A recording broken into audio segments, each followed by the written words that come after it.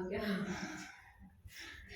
दोनों वीडियो के लिए वन टाइम के नियम के अनुसार कौन सा यहाँ पे पराश्रय ताप दिए गए ताप T पर मोलर ताप C के क्या होती है समानुपाती होती है। C के यहाँ पे N2 बटे में V, कोई दूसरा पदार्थ कौन सा होता है विलय होता है तो उसकी जो संख्या होगी उसके कणों की संख्या उसके आयतन की क्या होती है समानुपाती होती है, उसको क्या कहेंगे अपन C क्या यहाँ पे विलयन की मोलर सांद्रता। आगे बात समझ में। पाई क्या पे पराश्रय ताप, R क्या गैस नियतांक, T क्या है परम ताप, ठीक है ना। इस सूत्र दिया था पाई बराबर क्या होता है CRT, किसके अनुसार होता है यहाँ पे वन टॉप के नियम के अनुसार पराश्रय ताप दिए गए ताप T पर मोलर ताप C के क्या होती है सीधे समानुपाती होती है, आयतन की अवस्था क्या होती है बराबर होती है। यहाँ पे यदि C का मान यदि N2 बटे में V रखेंगे, N क्या यहाँ पे विलय के मोलों की संख्या, V क्या है आयतन वॉल्यूम, ठीक है ना। यहाँ पे पाई बराबर से क्या हो जाएगा यहाँ पे N2 बटे में V RT, उसी वाले सूत्र में रख देंगे समीकरण 2 में।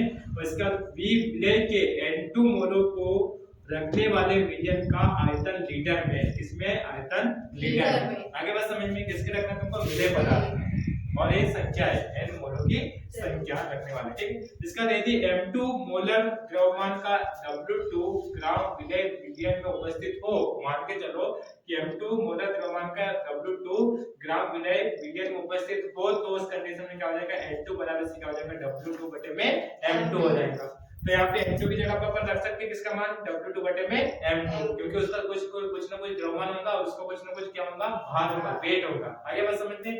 तो M2 की जगह पे क्या रखेंगे इस वाले सूत्र में M2 की जगह पे W2 बटे में M2 रखेंगे। तो यहाँ पे समीकरण 2 में M2 का मान रखने पर समीकरण 2 में इसका समीकरण 2 दे देंगे इसको, ठीक है ना। M2 का मान रखने पर तो M2 का मान यहाँ पे रखेंगे कहां पे इस वाले सूत्र को इसमें रखोगे तो यहाँ पे क्या हो जाएगा इसकी जगह पे N2 की जगह पे पूरा का पूरा आ जाएगा, ये वाला पूरा का पूरा भाग यहाँ पे आ जाएगा, ठीक। V जैसा का वैसा RT जैसा का वैसा। इसको यदि हल करोगे तो क्या आ जाएगा इस तरीके से आ जाएगा W2 बटे में M2, V का इधर पक्षांतर करूंगा गुने में तो सॉरी भाग में तो गुने में, ठीक है ना। इसका यहाँ पे इस तरीके से हल करना, अपन को किसका मान निकालना था M2 का मोलर द्रव्यमान, ठीक है ना। तो M2 का इधर पक्षांतर कर दो, पूरा का पूरा पद को इधर पक्षांतर कर दो। यही है तुम्हारा पराश्रय ताप ज्ञात करने के लिए, किसी विलय पदार्थ की मात्रा निकालने के लिए। डाउट नहीं, ठीक है ना। अभी तक चारों के चारों जो अनुसंधान गुणधर्मों के बारे में अपन ने सब पढ़ा है, ठीक है ना। तो इसमें तुमने कॉमन एक चीज देखी होगी, कौन सी चीज देखी है M2 का मान ही निकालना होता है, किसका M2। और M2 किसकी मोलर सांद्रता है विलय पदार्थ की, किसकी विलय पदार्थ की।